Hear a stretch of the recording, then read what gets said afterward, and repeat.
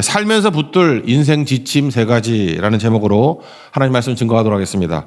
붙들 지침이니까, 살리는 지침이니까 군소리 없이 들어갔으면 좋겠습니다. 세 가지인데, 첫 번째는 인생에는 공식이 없다. 이게 인생 지침 첫 번째라는 거예요. 15절 다 같이 읽겠습니다. 시작.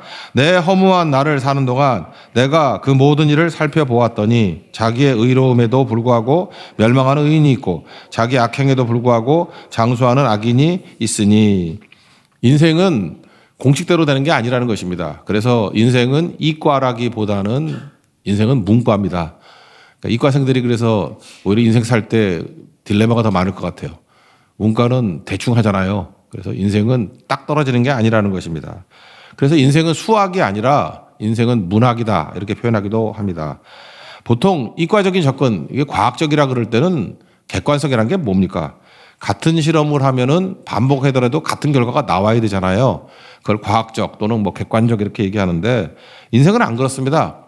똑같은 조건에서 똑같은 일들을 반복하는데 매번 다릅니다. 그래서 수학이 아니라 문학이다 그러는 거예요. 그래서 인생을 공식으로 아는 사람은 큰 코 다칩니다. 공식으로 아는 사람은 다른 사람에게도 잘못된 조언을 할 때가 되게 많다는 것입니다. 가수 중에 어떤 분이 인터뷰하는 걸 들어봤는데 그 사람은 그러더라고요. 자기 이런 사람들이 되게 힘들대요. 힘든 게 뭐냐 하면은 어떤 사람이 열심히 살잖아요. 막 열심히 자수성가해서 열심히 살고 또 어떤 사람은 간절한 사람이 있지 않습니까? 간절하게 살아서 성공했답니다. 그러면서 꼭 그렇게 얘기한대요. 너도 열심히 살아봐. 성공해. 너도 간절히 한번 해봐. 그러면 원하는 것이 다 이루어져. 내가 경험해 봤어. 이럴 때 자기 자신이 부정당하는 느낌을 받는다는 거예요. 인생 살아보면요. 열심히 안 살아서가 아니라 열심히 살았는데도 안 되는 사람이 있습니다. 간절함이 없는 게 아니라 누구보다도 간절하게 바랬는데도 안 되는 사람이 있어요. 어떤 사람은 생각지도 않았는데 그냥 저절로 되는 사람도 있고요. 열심히 아니라 농땡이 치는데도 뭐 뒤통수 맞고 되는 경우도 있어요. 그런 거 있다라니까요. 그래서 인생은 공식대로 되는 게 아니라는 것입니다. 제가 옛날에 중국 자주 갈 때 중국에서 했던 농담 맨날 있었는데 임표라는 사람이 있고 맨날 주울레라 그러죠. 그 두 사람 비교하더라고요. 임표는 술도 안 하고 담배도 안 하는데 63세에 죽었대. 반면에 주울레는 술을 엄청 마셨는데 73세까지 살았다.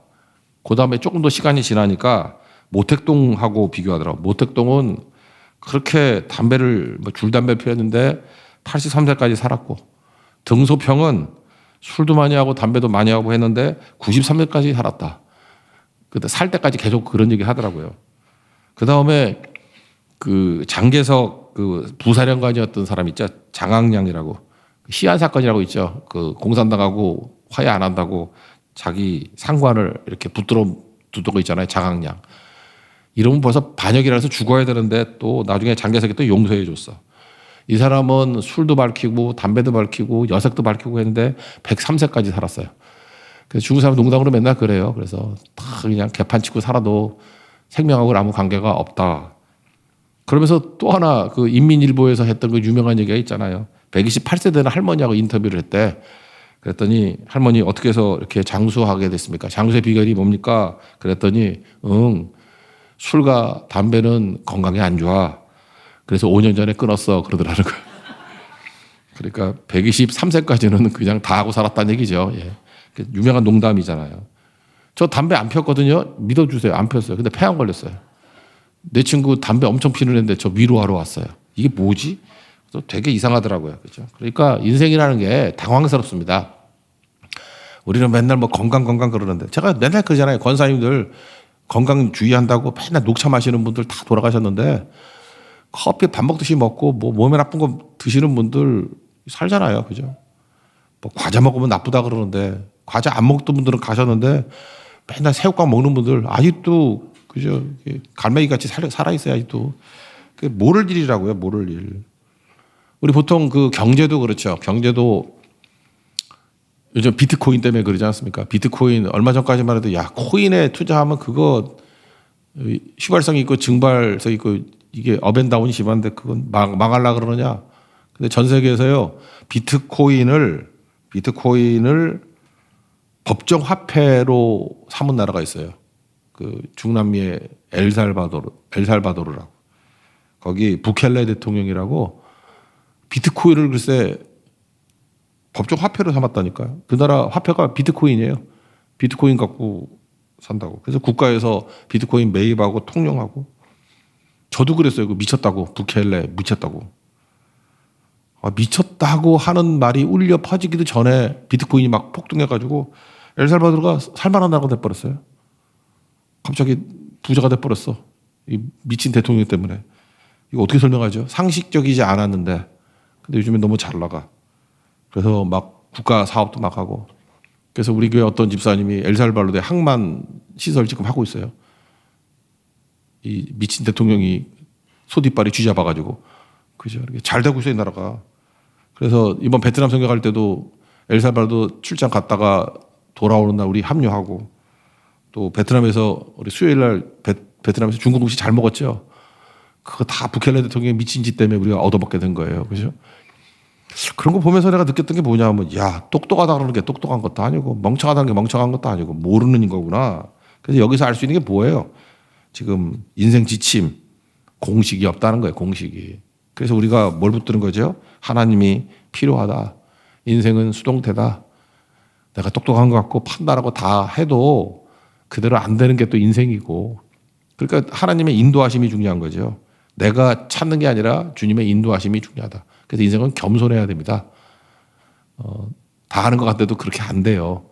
그래서 되게 전문가라는 사람이 넘어지는 거예요. 초보자가 오히려 되는 경우가 많고 뭘 모르니까. 그래서 중요한 게 뭐예요? 하나님 의지하는 거죠. 요한복음 6장에 주로 많이 나오는데 우리가 하나님 찾아가는 게 아니라 그러잖아요. 6장 44절. 아버지께서 이끌지 아니하시면 아무도 내게 올 자가 없다. 그러니까 우리 인생은 아버지께서 이끌어가는 인생이에요. 그래서 인생 공식은 공식이 없다라는 게 공식이고요. 굳이 말한다 그러면 하나님이 나를 이끌어가는 인생. 인생이 수동태다. 그거 하는 거. 그래서 하나님이 필요합니다. 그거 붙드는 게 꼭 필요하다는 것입니다. 여러분, 하나님이 여러분 인생을 이끌어가는 승리의 종 되기를 축원합니다. 두 번째 인생 지침은 뭐냐? 전도서에서 말하는 게 지나치지 말라는 거예요. 우리 뭐 논어에도 있죠. 과유불급. 지나친 것은 모자람하고 똑같다는 거예요. 모자란 거는 나쁘다는 거 알죠? 모자란 것도 나쁜 거지만 지나친 것도 똑같아. 모자란 거하고. 그러니까 둘 다 안 된다. 그런 뜻 아닙니까? 지나치게 된다는 건 특징이 뭐냐면 내가 기준인가 내가. 지나치게 되면 교만해지거든요. 교만하면 적이 많아집니다. 그래서 지나친 사람들은 지나침을 좀 면해야 돼요.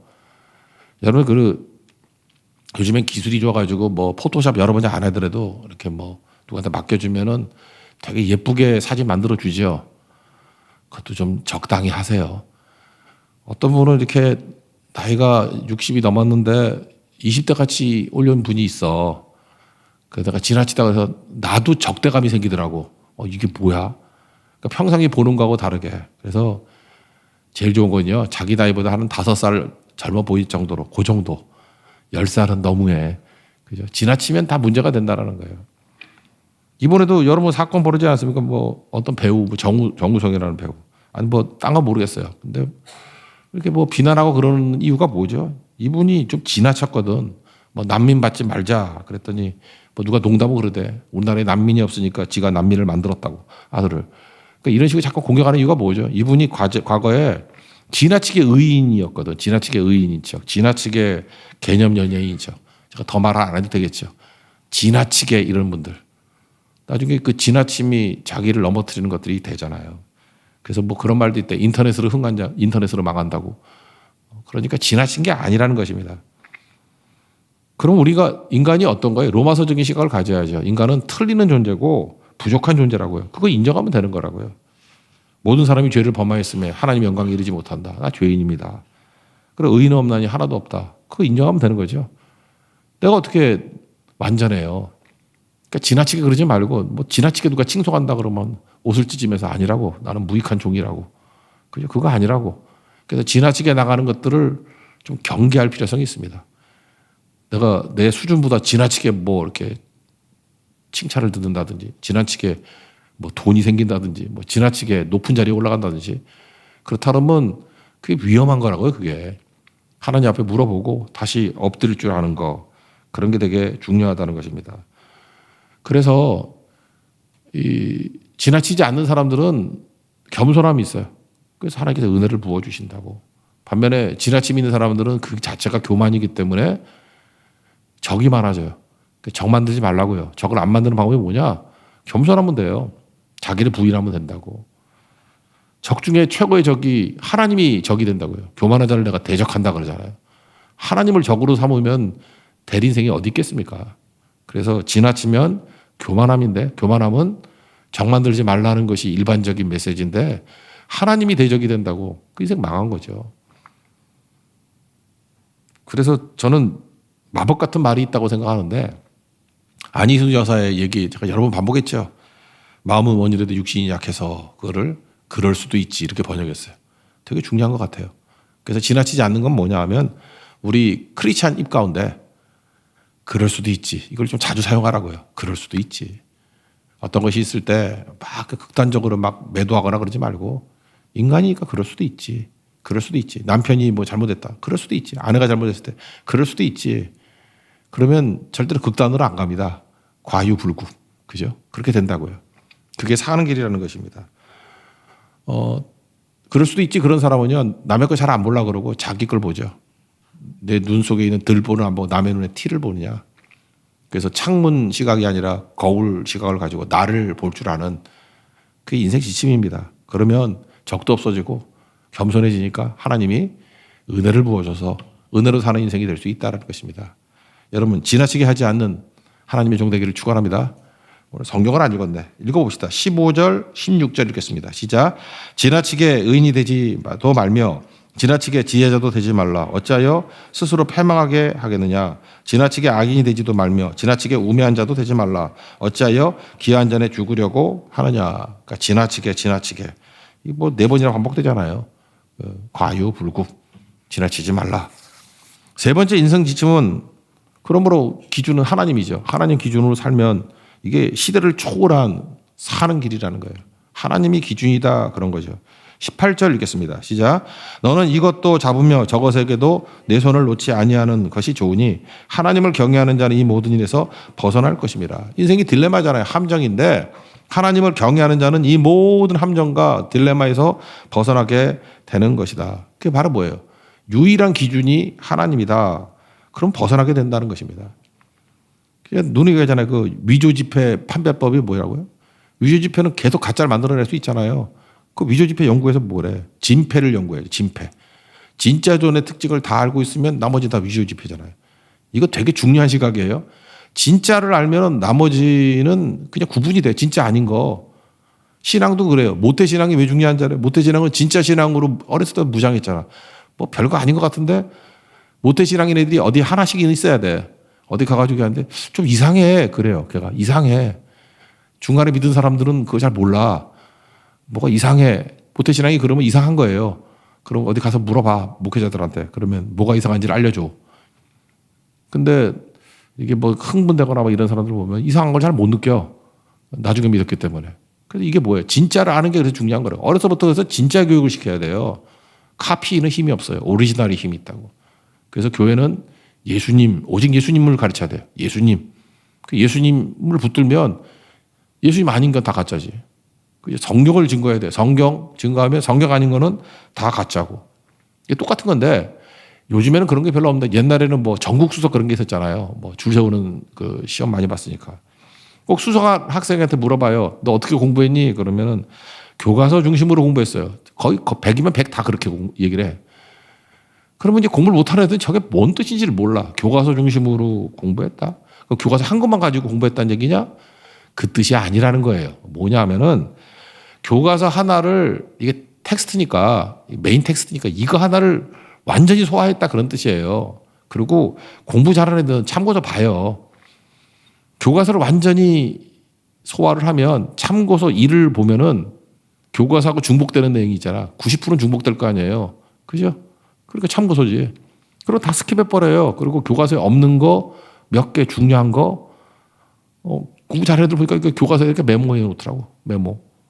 그러면 참고서 1을 소화하고, 참고서 2, 그러면 교과서에 있는 거 다 빼버리고, 참고서에 있는 것도 빼버리고, 그러면 참고서 2에는 뭐 별로 참고할 것도 없어. 몇 개 정도 더 하면 되고. 제가 볼 때 참고서 3도 필요 없어. 3쯤 보면은 거의 없어요.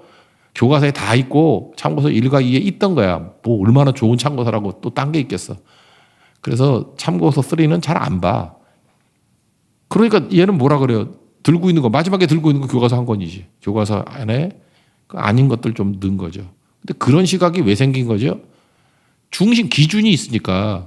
여러분 인생의 모든 것들의 기준, 교과서는 성경입니다. 성경이 있고 나머지 세상에서 말하는 것들 참고서예요. 그러니까 우리 성경을 보면서 성경과 다른 소리를 하네. 그러니까 이걸 뭐 인본주의라고 그러고 성경과 다른 이런 소리는 맞는 거 아니야. 솔깃해도 이거 따라가면 안 돼. 이런 게 기독교 신앙 교육이라고요. 제가 옛날에 그 예스24에 꽤 오랫동안 그 서평을 썼던 적이 있거든요. 서평을 일주일에 하나씩 서평을 썼는데 생각보다 반응이 좋았어요. 거기 CEO가 그랬대. 제가 그때 우리 교인이 그거 담당자였기 때문에 들었는데 서평이 되게 날카롭다고. 그래서 내가 이렇게 설명했어요. 내가 서평을 이렇게 쓰는 게 좀 독특하다 그러면 굳이 말한다 그러면 그런 거라고. 내가 독서량이 많아서 그렇다고. 내가 뭐 기독교에 관한 책들만 주로 했으니까. 그러니까 거의 다 읽었을 거 아니에요, 책들을. 그러니까 예를 들어서 어떤 주제가 뭐 고난에 관한 주제 뭐 이런 게 있다고 합시다. 그러면 그 주제에 관한 책들을 제가 안 읽었겠어요. 거의 다 읽었지. 그러니까 고전에 해당되는 교과서에 해당되는 책들을 읽었다고. 고전들을. 근데 새로 나온 책들은 되게 거기에 80% 이상 다 중복돼요. 그거 다 빼버리고 그 신간에서만 말하는 독특한 자기 메시지가 있죠. 그거를 붙들어서 그거를 평가했다고. 그러니까 그런 얘기를 하더라고요. 이 책의 독특성이 이건지 어떻게 알았냐. 그거 아무나 아는 거 아니고 그 분야에서 많이 공부한 사람은 알아요. 그건 어느 분야든 다 마찬가지일걸. 되게 박사학위 논문 쓰고 그러면 한 90%는 다 남들 얘기 아니야, 인용해가지고. 근데 자기 얘기가 마지막에 들어가는 거예요. 박사는 그래서 인용 90%, 자기 주장하는 거 한 10%. 우리나라 박사들은 자기 인용하면 또 다 통과도 안 돼. 그냥 100% 남의 거 인용해야 되는 어떤 그냥 그 과정, 콜스워크 같이 되고 있는데 원래는 논문은 그런 거거든요. 90%는 남의 얘기, 그 다음에 자기 얘기 10%. 그게 이제 발전해 나가는 과정이라고요. 그러니까 다 공부가 뭐예요? 교과서 공부시키는 거예요. 교과서. 박사도 교과서 공부시키는 거예요. 누구나 통용하고 있는 공용되는 기준이 되는 게 뭐냐? 그거를 공부하고 그 위에 덧붙여야 되는 거라고요. 우리 인생 왜 크리스찬들이 강력한지 아십니까? 흔들리지 않는 절대 기준이 있어요. 하나님이에요. 우리가 흔들리지 않는 절대 기준이 있어요. 오직 예수님이에요. 그거 붙으니까 흔들리지 않죠. 어제 저녁 말씀 룻기 보면 엘리멜렉 하나님이 나의 왕이라고. 엘리 하나님이 나의 왕이다. 근데 실제로 내가 멜릭이죠. 내가 왕이잖아요. 사사기 특징 아니에요? 경제 위기 왔더니 지 멋대로 결정해서 모압 가가지고 다 죽잖아요. 그럴 때 우리에게 절대 기준이 있죠. 그게 바로 뭐죠? 하나님이 기준이고 하나님은 여기에 어려움이 있다 할지라도 이걸 하나님의 말씀으로 고난을 해석해서 거기서 돌파해 나갔어야지. 그죠? 그게 기준 있는 인생과 기준 없는 인생의 차이점이죠. 그래서 룻기를 통해서 행복한 가정의 핵심이 뭐겠어요? 뭐 이제 결론까지 다 나온 거지.